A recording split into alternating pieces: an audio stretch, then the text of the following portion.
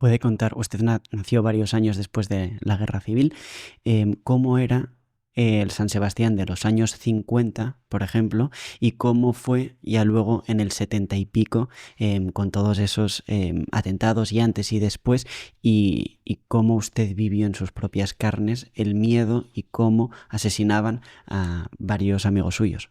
Bueno, claro, y a mí se me ocurrió decir en un libro con César Alonso de los Ríos, Conversaciones con Jaime Mayor, yo viví una etapa idílica y me dijeron, "Pues usted es un franquismo". No, yo cuento la verdad de ese San Sebastián de los 50, donde yo fundamentalmente iba al colegio, hasta el sábado íbamos al colegio. Aquel ambiente era un ambiente idílico, no había política. Yo dejé San Sebastián para hacer la carrera universitaria el año 68. No se hablaba de política. Yo iba a un pueblo a veranear del Goyer guipuzcoano, Villafranca. Iba a lo que era la cabalgata el Día de Santiago, con el que arrancaban. Ahí estaba el teniente alcalde, el alcalde, estaba el cura y estaba el sargento de la Guardia Civil. Es decir, pedían los destinos. Los guardias civiles y sus policías pedían los destinos al País Vasco. No había un ambiente de hostilidad hacia ellos. Ahora, todo eso cambia, se produce el gran estallido a medida que se aproxima el final de Franco. Es decir, ETA ya ha nacido a finales de los 50, pero realmente el estallido es a partir del año 68, 69, 70 y todo cambia. Es como el champán que parece que está tranquilo, se abre el tapón y sale todo. Eso es lo que pasó en el País Vasco. Entonces sí, entonces se empezó a producir la sensación de que estaba siendo reprimido el País Vasco. Todo ha sido una mentira. No ha sido así. Lo que sí se han producido las circunstancias en un sistema más de dictadura que de democracia, donde al final hay un momento en el que saltan todo lo que había estado envenenando a algunas familias y salta un poco el resquemor del final de la Guerra Civil. De la misma manera que el nacionalismo vasco es la expresión de las derrotas de los carlistas, de los tradicionalistas, a finales del 19, ETA nace 20 años después del final de la Guerra Civil y eso va recordando, incubando un odio, un rencor, algo que no se había producido en los años 50, en los años 60. Yo no digo que un régimen de esas características a una minoría muy minoritaria les persiguiese. Pero todo lo demás es mentira. John Juaristi, que es un buen amigo mío, siempre me dice, él fue de ETA. John Juaristi se acuerda más que una persona que fue su abuelo, que fue muy determinante para que se hiciera de ETA, que él se acuerda en los años, tiene mi misma edad, con lo cual estamos hablando de los años 60 y tantos, cómo iba por Bilbao y cómo su abuelo, en una librería, le dijo, mira, escoge uno de estos libros. Eran libros que estaban escritos en vasco y estaban en el escaparate de la librería, con lo cual el mismo John Juaristi me decía, fíjate qué represión había, que a mí me regaló mi abuelo, que me hizo de ETA, en el fondo, por un libro que estaba expuesto en una librería, en un escaparate. Todo eso es una mentira que se ha contado luego, sin que ello signifique, yo siempre digo que yo ni elogio ni descalifico el régimen anterior, pero que se ha levantado una leyenda en una mayoría de gente, sin duda. San Sebastián, una ciudad pacífica, tranquila, es la descripción de una realidad, no un juicio de valor del régimen político anterior.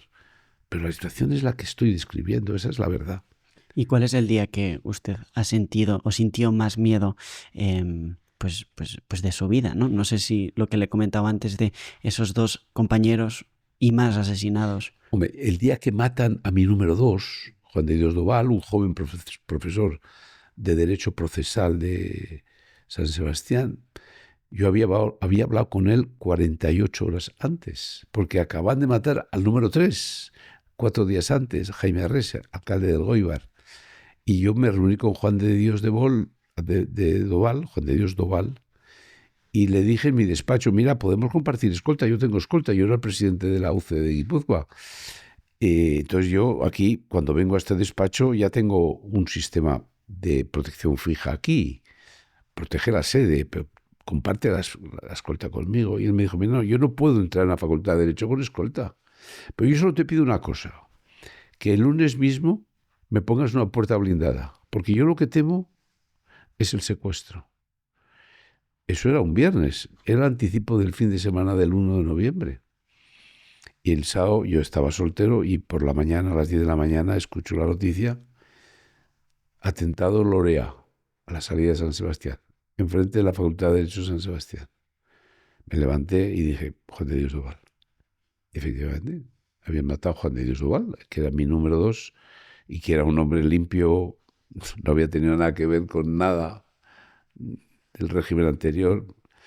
Jaime Arrese, que había sido el anterior, había sido alcalde de Elgoibar, pero cuando yo le dije también, hacia el 20 de octubre, 8 días antes, le dije, Jaime, vienen a por nosotros, ya han decidido ETA político-militar, donde capitaneaba la estrategia Arnaldo Otegi, han decidido matarnos. El delegado de seguridad se llama General Sáenz de Santa María y me ha dado un SUTIC, un informe, y me ha dicho que han decidido matar a la UCD. He dicho, ten cuidado. Y me dije yo, pero si yo en Elgoibar tengo mi mayor fortín, he hecho tantos favores a tantas familias, siendo alcalde, y le querían además en general, en Elgoibar, que estoy seguro, para mí Elgoibar es un fortín. A los 2 días era asesinado en Elgoibar por los comandos autónomos anticapitalistas, que yo creo siempre que era ETA político-militar, en aquella estrategia desestabilizadora que rompió la relación de ETA político-militar con su partido político, que se llamaba Euskadiko Ezkerra. ¿Y a usted cuántas veces le intentaron quitar de en medio? Bueno, yo tuve una que fue una muy especial en agosto del 80. Cuando ETA decide matar a los de la UCD, a mí me da un informe, un SUTIC, el general Sáenz de Santa María, y yo lo esgrimo en el Parlamento Vasco. En aquel momento yo era ya el secretario general de la UCD Vasca, pero actuaba de portavoz, porque el presidente Jesús Viana estaba en una clínica pasando un mes que tenía que, pues por razones de salud, estar allí. Bueno, total que yo esgrimo en la tribuna cuando un líder de Euskadiko Ezkerra me dice que nosotros no somos demócratas y que estamos en una democracia forzados por las circunstancias. Yo cojo el documento de SUTIC. Aquí en este documento, ETA político-militar habla de su partido, que es el suyo. Bueno, eso es en julio, en un debate parlamentario, que no olvidaré nunca. El atentado tiene lugar en agosto. Yo hago footing desde San Sebastián, Mendizorroz, Igeldo y Orio, todos los días. Unos días maravillosos de agosto del 80. Y tuve la providencia conmigo, porque el día 13 o 12 cambió el tiempo, empezó a llover. Yo no supe nada qué había pasado. Había cambiado el tiempo, dejé de hacer footing. Pero un mes después me llamó el comisario de Seguridad Ciudadana en Bilbao, creo que se llama Hierro, ha muerto. Y me dice, ¿usted hacía footing en Orio o San Sebastián? Pues sí, todos los días. Pues que sepa que un día hubo un atentado. Pero antes usted no se enteró, no me enteré. Robaron un coche, pero no robaron el segundo. Y decidieron retrasar el atentado. Cambió el tiempo, llegó la lluvia y la providencia me ayudó. Y un mes después ya mataron al concejal de la UCE de Vitoria, que se llama José Ignacio Ustarán. Luego matarían a Jaime Arrese en octubre. Luego matarían a Juan de Dios Doval. Y eso fue casi el anticipo del final de la UCD, porque ya en aquel momento se produjo pánico en las filas de la UCD. Los chicos que eran de la UCD tuvieron que salir, algunos les dio miedo. Unos que trabajaban en el banco, en la caja de ahorros, dejó la caja de ahorros. Otros se fueron de San Sebastián. Nos reuníamos en el gobierno civil, que es la delegación del gobierno hoy. No nos reuníamos en el partido. En aquellos años, si nos reuníamos con un grupo de gente de Eibar, nos reuníamos en el Elgoibar. Yo recuerdo alguna reunión con un carnicero de Lazcano o de Amezqueta, uno de los dos pueblos, Amezqueta. Me reuní, pero como le daba miedo, me reuní en el congelador de su carnicería. No había mítines. La rueda de prensa de presentación de la candidatura del año 79 la hicimos en mi casa, en el salón de mi casa. No existían los mítines. Hacíamos encuentros en San Sebastián, no digo los pueblos era imposible. En las casas de las señoras que nos dejaban su casa para dar una charla, cuando Marcelino Oreja fue candidato en las elecciones generales del año 79. Esa era la realidad.